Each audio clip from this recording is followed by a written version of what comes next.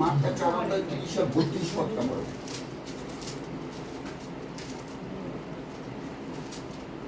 আর তিনি কইলেন, আমরা কিসের সহিত ঈশ্বরের রাজ্যে তুলনা করিব? কোন দৃষ্টান্ত দ্বারা তাহা ব্যক্ত করিব? তাহা একটি সরিষা দানার তুল্য। সেই বীজ ভূমিতে বুনিবার সময় ভূমির সকল বীজের মধ্যে অতি ক্ষুদ্র বটে, কিন্তু বোনা হইলে তাহা অঙ্কুরিত হইয়া সকল শাক হইতে বড় হইয়া ওঠে। ছোট্ট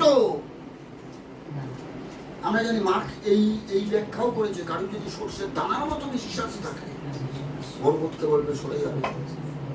আমরা এই জানি মার্ক ডাইরেক্ট ঈশ্বরের রাজ্যকে ধাক্কা মেরেছে, ঈশ্বরের রাজ্যের তথ্যকে তুলেছে। লুক মতি কিন্তু তোলেনি, মার্ক তুলেছে। এবার আমি ওই দৃষ্টান্তে আসি, যে দৃষ্টান্ত আমরা সবাই জানি, ভেতরের খবর জানি না। ওই আমরা দেখতে মার্কটা 4 অধ্যায় 4টে দৃষ্টান্ত আছে। সেই বীজ বপকের দৃষ্টান্ত আমরা প্রত্যেকে জানি, কিন্তু আসলে এই দৃষ্টান্ত দিয়ে ঈশ্বর আমাদেরকে কি বলতে চেয়েছে। পরে তিনি আবার সমুদ্রের তীরে উপদেশ দিতে লাগিলেন। তাহাতে তাহার নিকটে এত অধিক লোক একত্র হইল যে তিনি একখানি নৌকায় উঠিয়া সমুদ্রে বসিলেন এবং সমাগত লোক সকল সমুদ্রের তীরে স্থলে থাকিলেন। তখন তিনি দৃষ্টান্ত দ্বারা তাহাদেরকে অনেক উপদেশ দিতে লাগিলেন।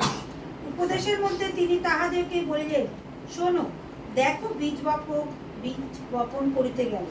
বপনের সময় কত বীজ পথের পার্শ্বে পড়িল, তাহাতে পক্ষীরা আসিয়া তাহা খাইয়া ফেলিল, আর কত বীজ পাষাণময় স্থানে পড়িল।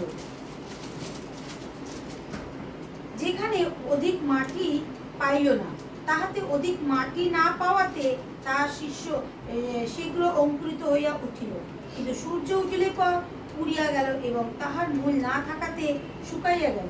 আর কত বীজ কাঁটা বনের মধ্যে পড়িল, তাহাতে কাঁটা বন বাড়িয়া তাহা চাপিয়া রাখিল, তাহার ফল ধরিল না।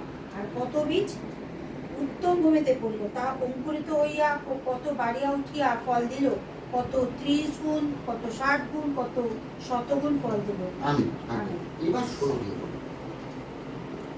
আর সেইরূপ যাহারা পাষাণময় ভূমিতে উঠত, তাহারা এমন লোক যারা বাক্যটি শুনিয়া তৎক্ষণাৎ আহ্লাদপূর্বক গ্রহণ করিল, আর তাহাদের অন্তরে মূল নাই, কিন্তু তাহারা অল্পকাল মাত্র স্থির থাকে।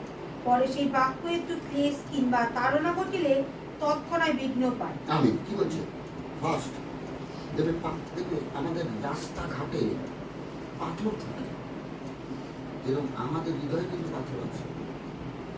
কি বীজ পড়লো, বীজ পড়ার পর আহ্লাদে গ্রহণ, কিন্তু মনটা ঢুকবে কি করে, অর্থাৎ হৃদয় ভেদ করবে কি করে? হৃদয় তো অন্ধকার, হৃদয় তো পাথর, ঢুকবে কি করে? যতই বলো মরে আর না, হৃদয় গলে আর না। বলছে তাদের মূল নেই, কিছু কাল জয় যিশু এইভাবে ওইভাবে, যেই হলো না, যিশুর মতো খারাপ কেউ নেই, আগে ভালো হয়েছিলাম, আগে ভালোই ছিল, তার মানে সে যিশুকে নয়, কাজকে ভালোবাসে। আমি একটা কথা বলি, ঈশ্বরের রাজ্যের নিগুড় তত্ত্ব সে যে কাজকে নয়। আমি যিশুর প্রভুত্বকে ভালোবেসেছি, যিশু আমার জীবনের প্রভু, সেই একমাত্র বটবৃক্ষের মতো দাঁড়াতে পারবে।